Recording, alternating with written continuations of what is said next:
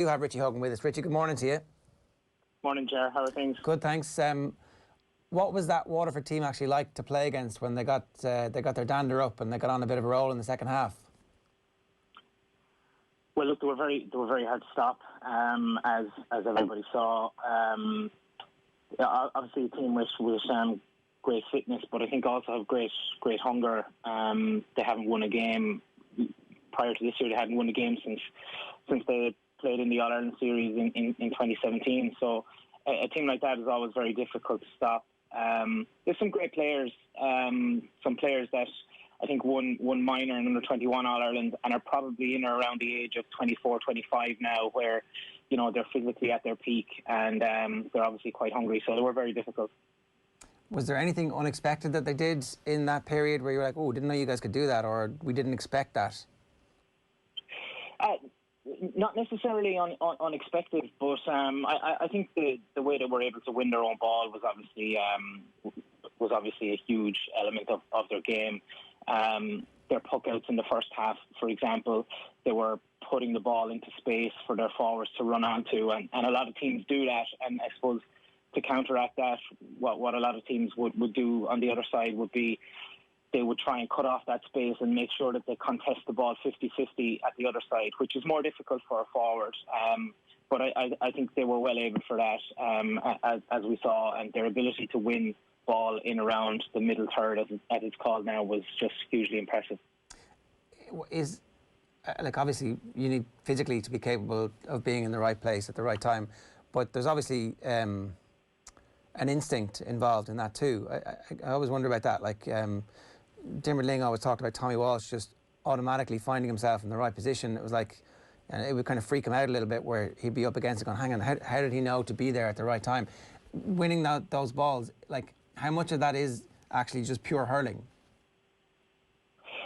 Well, definitely, yeah. Especially a high ball that's pucked down with no real aim, if you like. I mean, anybody can gather in the middle and make a 30-yard run, and the goalkeeper puts the ball into your path. That's not particularly difficult. It just takes a lot of coaching, and it takes a lot of behind-the-scenes work and training over a couple of months. But when you just drive the ball up there and you're able to be underneath it at the right time, or be where it's dropping at the right time, that takes, I suppose, a huge amount of experience. Not necessarily at the highest level, but experience playing over 15, 20 years. You know, you pick that up as you go along as you're an underage hurler. So, look, these guys can absolutely hurl, and they're fantastic players. There's definitely no doubt about that.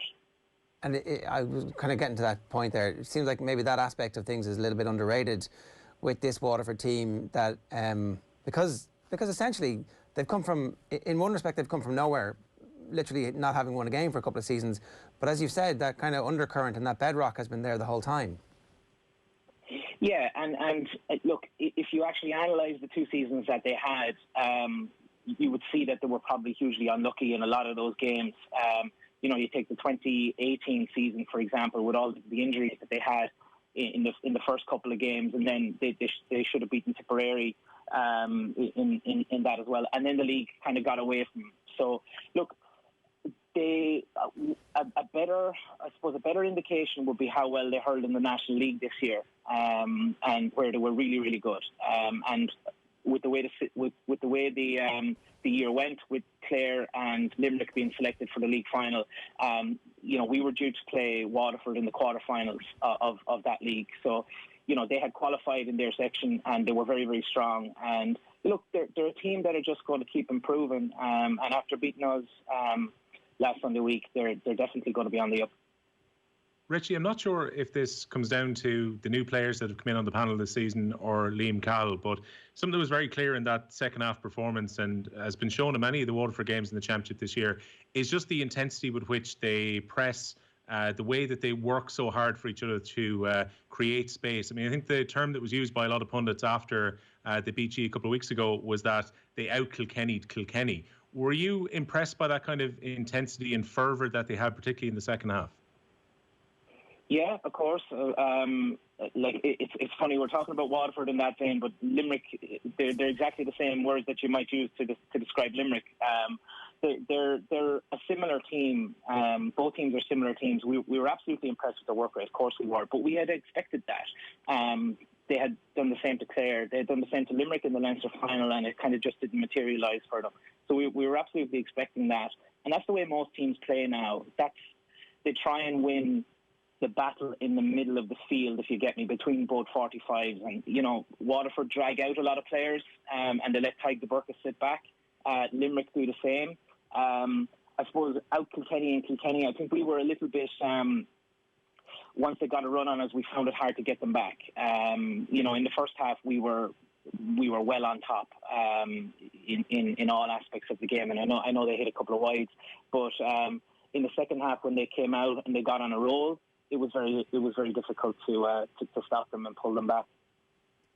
You mentioned Tig de Burka, and that's going to be a challenge for Limerick this coming weekend in the All-Ireland final too, is how much do you be concerned about trying to stop him coming out with the ball and also posing problems for him?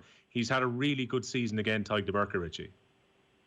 Yeah, well, Tig is an excellent player. Don't know what age he is now, but he certainly over the past 4 or 5 years he's been an excellent centre back.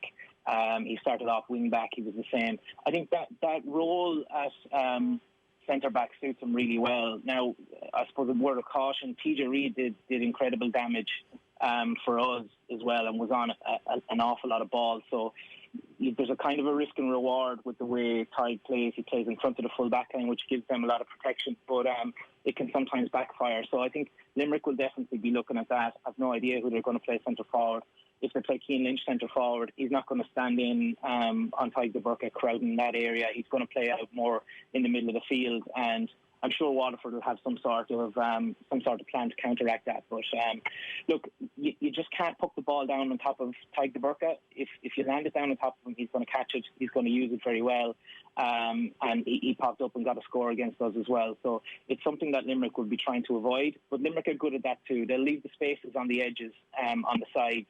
They'll probably crowd out the middle, and they'll leave the spaces on either wing, and they'll run into those spaces, which will make it very difficult for a sweeper or I suppose a sitting centre back to have huge influence.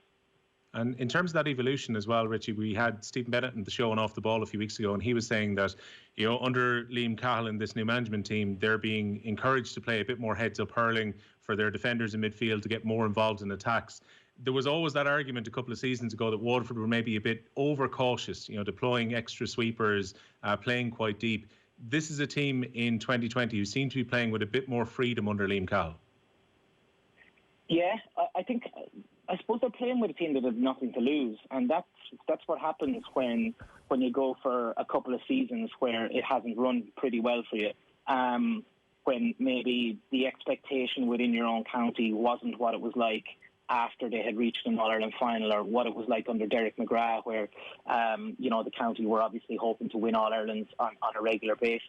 But that can sometimes happen with a team where I suppose you've lost so many games in a row that you go and you buy into a new system, and as it works, the more it works, the more you buy into it. Definitely that is what they're doing. I know Callum Lyons at wing back, every time he gets the ball, he uses his legs and tears up the wing.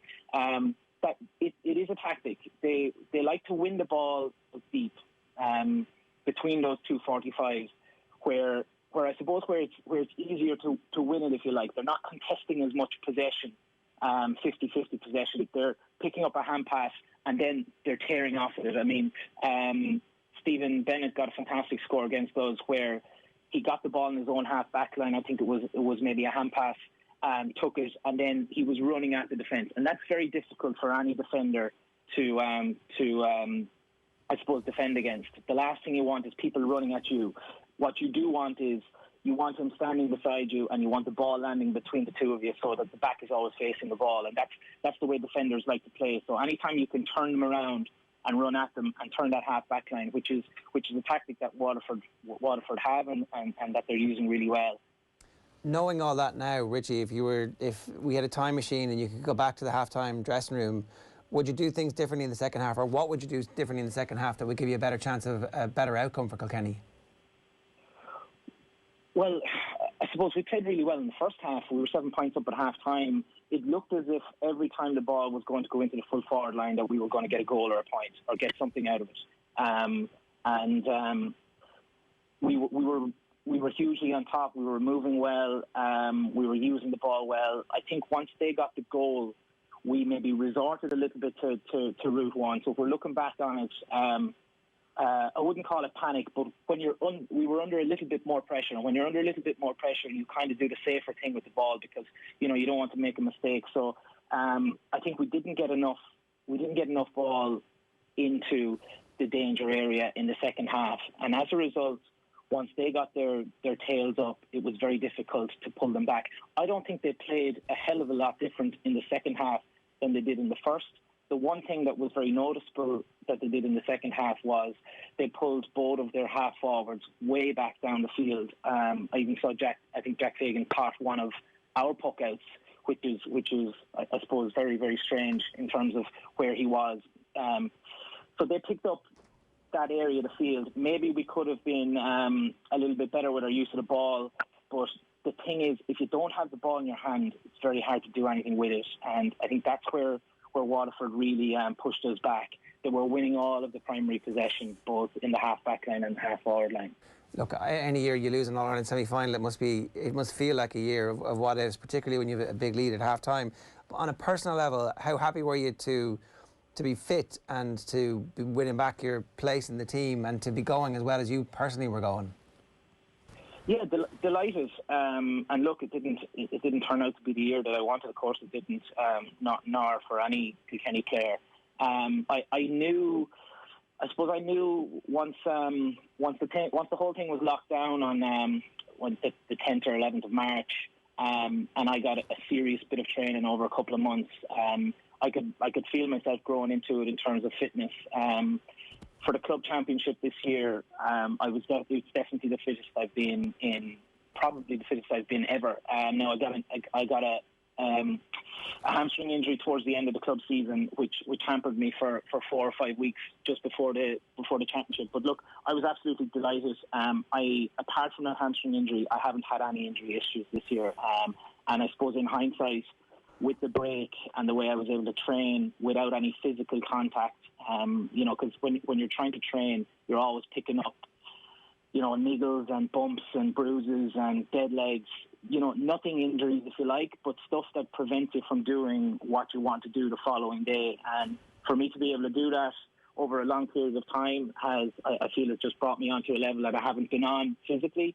And I'm absolutely delighted with being there, and I suppose looking forward to trying to get the most out of myself from now on. Well, I was going to say, because I'm sure with the injury history, and I'm not sure everybody knows just how and look, we never really find out until you guys retire just how bad injuries are. We've heard from some of your colleagues who've written books about the hour and a half of physio they'd have to be able to do a 45-minute training session and then more physio at the end of it. It wasn't quite that bad, I think, in your case, but it certainly, you'd had back injuries, you'd had various injuries over recent seasons. Is this going to give you, is lockdown essentially, or what you're telling us, it's going to elongate your career potentially by a couple of years here? Well, I don't know about that, but it certainly, what it has done, it's given me a different perspective on how to train, if you like. There's no point in me going back in January and getting too much into hurling and pulling and dragging, because I can't maintain that for the whole season. I probably have to be at about 90% of my fitness level before I can go back to that. Now, does that mean that I'm going to go back training whenever we go back in maybe February and say to Brian, look, I can't partake in the first month or month and a half? No, of course it doesn't. It means I'm going to start a month earlier and make sure that I'm at a level where I can I suppose take part in training, properly recover, properly rest, and be able to get to a level that if I do pick up a small injury, that I'm losing barely anything over that 2 weeks. I'm not trying to play catch up. So I suppose it's helped me train better, if you like. So you're training more like an actual athlete, where you can measure everything because you don't have to allow for taking a heavy knock in training. You don't have to allow for getting a dead leg. You don't have to allow for twisting an ankle. That sort of stuff doesn't come into it.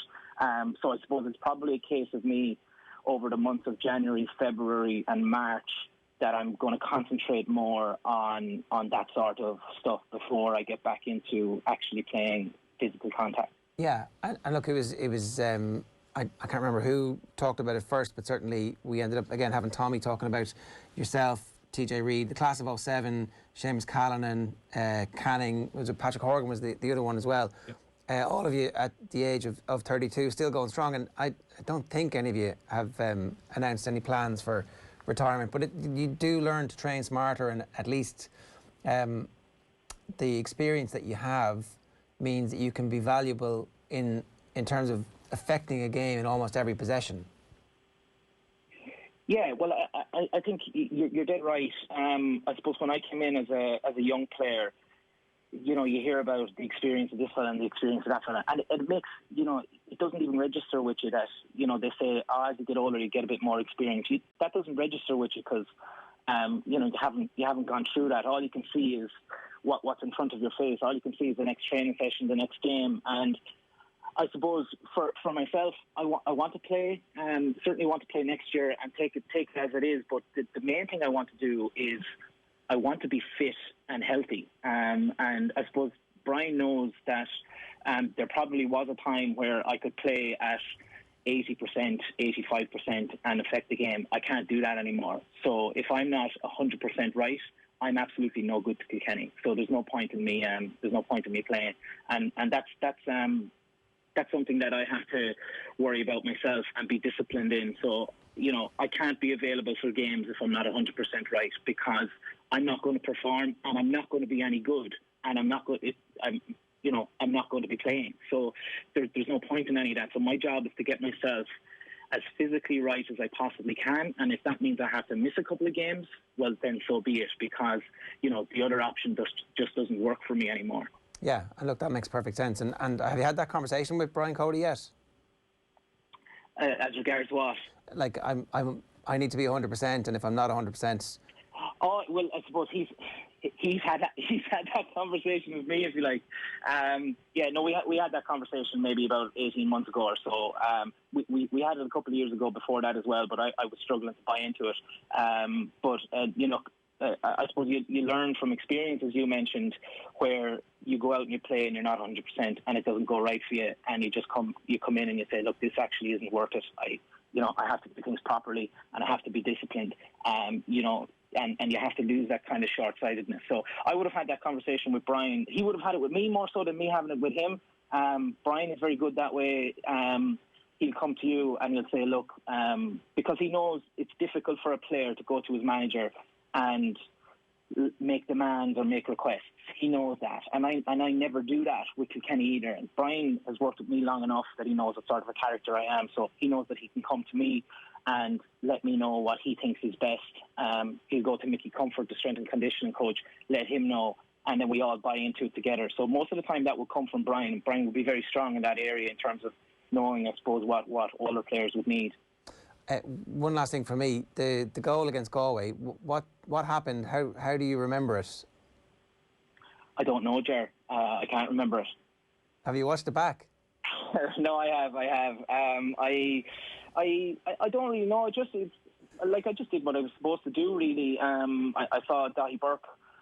I got caught on the wrong side of Dahi Burke, and when that happens, I've marked Dahi Burke long enough to know when that happens, when you get caught on the wrong side of him, he's probably going to catch it, because, you know, I couldn't get there in time. So I just tried to play it in behind. I could see that I could see that there was a bit of space in behind, so I tried to play it in behind and react quickly to it. And then I just saw the goalkeeper coming out off his line, and I knew I was going to beat him to it. And when he was coming out, I could see he was coming out to try and block the ball as opposed to try and go for the ball itself. So rather than pull on it, which I would usually do, I just tried to flick it past him, and then it just popped up. I didn't mean for that to happen. I just tried to flick it past him and take it on the other side, and then, you know, I realised he wasn't in the goal, so I just had to get it in there as quickly as possible. But you know, there was nothing really. I think it looked a little bit better than it actually was. But it was certainly great to score at such a vital time in a Leinster Championship that we hadn't won for 4 years. rumours that you've been watching Dennis Bergkamp's goals over lockdown. Are they unfounded, or was that the inspiration for it? Somewhere deep in the recesses of your childhood dreams? No, certainly not. No, it's funny. Somebody sent me on something on WhatsApp on it as well, and I do remember that Bergkamp goal. Look, they're funny things, and they're great things that happen in or around matches. As you know, from my perspective, it's great. Look, you're a hero one day, and you're it doesn't go well for you then two weeks later, and you're kind of back to square one. So I've learned to kind of just enjoy those things as they happen, and they're brilliant. And then I suppose take them with a pinch of salt, like I do with all of the, I suppose, the more difficult losses and all the rest of it that happened during your career. So look, it was definitely nice. It was brilliant. I think regardless of the goal, I think it was really nice to actually play particularly well for a period of 20, 25 minutes. That it personally gave me a huge boost in terms of my own confidence that I can push on and actually perform. Because you do kind of, I suppose, think for a while that, when things don't go well for you for a year or two, you do think, Jesus, it's such a long road to try and get back up there. So, look, it was great the way it went, absolutely, and it was fantastic. And I'll definitely remember it for a long time, but hopefully we'll have better memories that are going to, even better memories that are going to replace it over the next couple of years. Yeah, look, I don't want to labour the point, and we've gone way over time. You've been great with your time, but it does sound like the red card was in your head there. That's what you were talking about, was it? But yes, that of course it was. Yeah, I mean that was the last time I had played in Croke Park, if you like, or the last championship game I had played. So it was great, and of course you want to brush that aside as quickly as possible. I mean, it's a horrible thing to experience. Only a handful of people. It's happened to only a handful of people. So. When you train hard, you like to get some of the better moments.